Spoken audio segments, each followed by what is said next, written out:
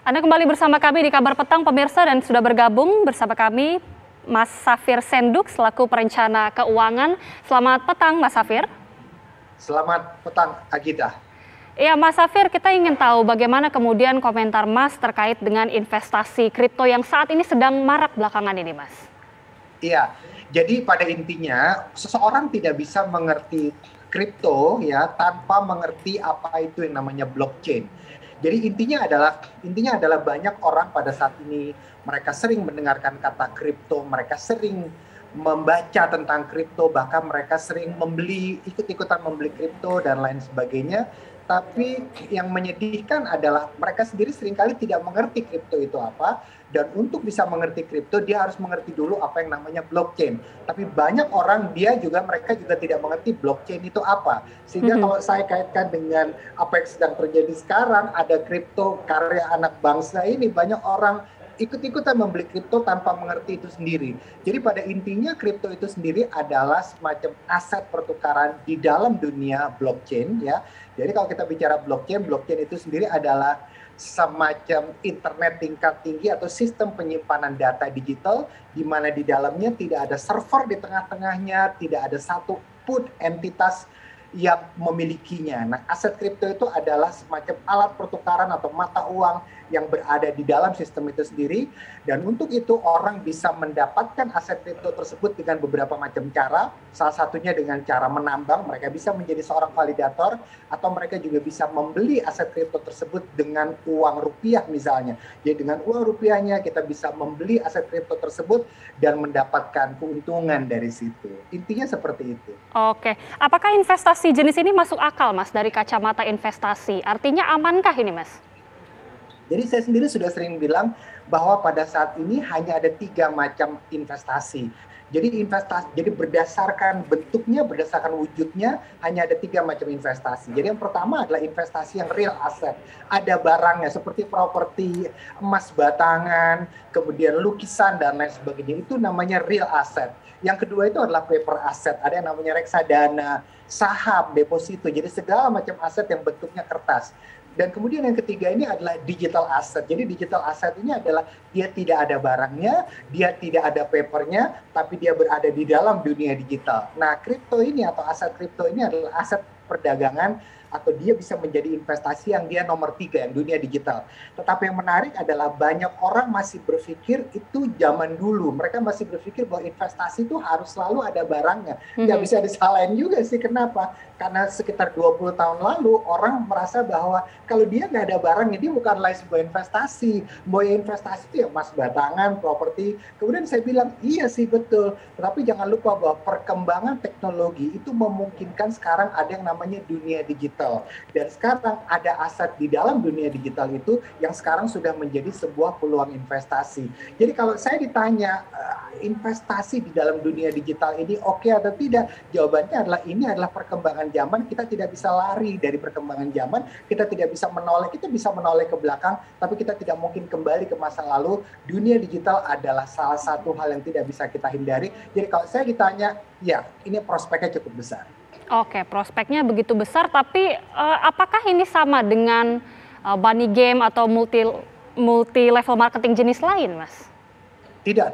Aset kripto atau perdagangan aset kripto itu tidak sama dengan money game atau perdagangan jenis lain, tidak seperti itu. Kenapa? Karena di sini kita bisa melihat ada yang namanya memang dia tidak ada fisik ya, nama juga digital. Sama seperti pada saat beberapa tahun terakhir ini, kalau Anda perhatikan kita kadang-kadang kalau kita membayar di sebuah toko, kadang-kadang kita tidak perlu membayar pakai uang kertas lagi, kita bisa membayar pakai aset digital yang saya nggak usah sebut namanya gitu ya.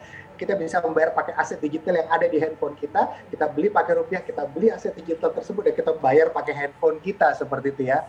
Dan ini menurut saya bukan sebuah money game, bukan sebuah tipuan. Ini adalah murni dunia digital yang menggunakan sistem blockchain, dan sayangnya adalah banyak orang selama ini itu tidak mengerti atau tidak mendapatkan edukasi mengenai blockchain ini sendiri, sehingga banyak di antara mereka yang salah paham. Jadi saya tidak membela siapa-siapa di sini, saya cuma mengatakan bahwa menurut saya ini adalah dunia digital ini betul-betul tidak bisa kita hindari lagi, ini ada di depan mata kita. Oke, yang marak baru-baru ini kan ada ASIC token gitu ya Mas ya. Tapi apakah ada juga mungkin kripto-kripto yang mungkin belum mendapatkan izin Bapepti tapi mungkin sudah terdaftar di komunitas atau di exchange Indonesia Mas? Iya, Pak, khusus mengenai ASIC token itu sendiri, kalau menurut saya itu tidak ada masalah terlalu berarti lah, tidak ada masalah terlalu besar.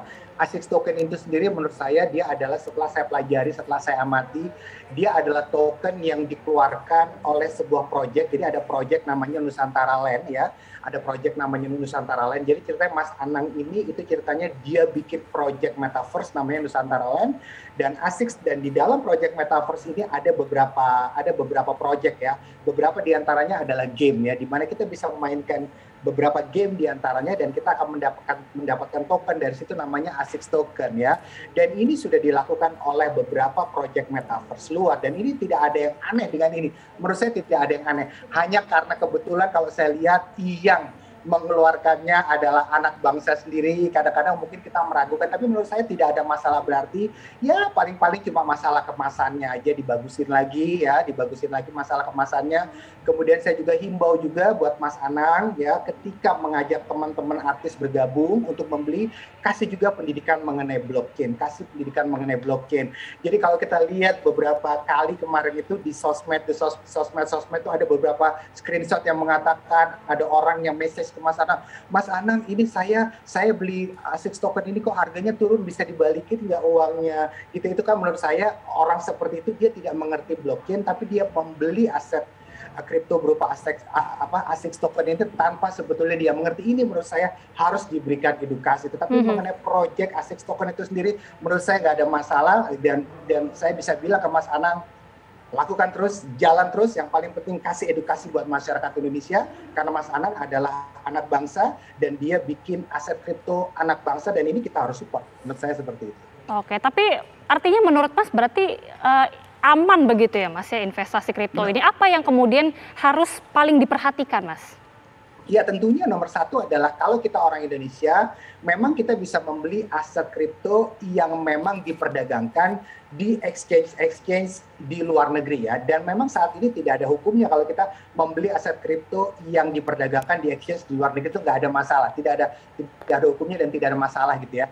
Hanya bedanya adalah kebetulan Indonesia bikin peraturan, kalau bisa di Indonesia juga punya exchange yang diberikan izin oleh Bapepti, dan pada saat ini di Indonesia kalau belum berubah hanya ada 13 exchange yang mendapatkan izin dari Bapepti dan semua aset kripto yang dijual di exchange tersebut harus terdaftar di Bapepti, dan pada saat ini ada 229 aset kripto yang terdaftar di Bapepti yang boleh diperjualbelikan di exchange tersebut. Dan masalahnya yang terjadi pada ASIC token kemarin ya, kebetulan Mas Anang mungkin agak alpa sedikit, mungkin dia lupa mendaftarkannya sehingga mungkin ada kata-kata, ada redaksional yang salah mengatakan bahwa belum dapat izin. Menurut saya mungkin ini hanya masalah waktu saja. Sebentar lagi dia akan dapat izin sehingga 229 sebentar lagi akan menjadi 230. Baik, terima kasih Mas Safir Senduk sudah bergabung bersama kami di Dialog Kabar Petang TV One. Sehat-sehat selalu Mas, terima kasih.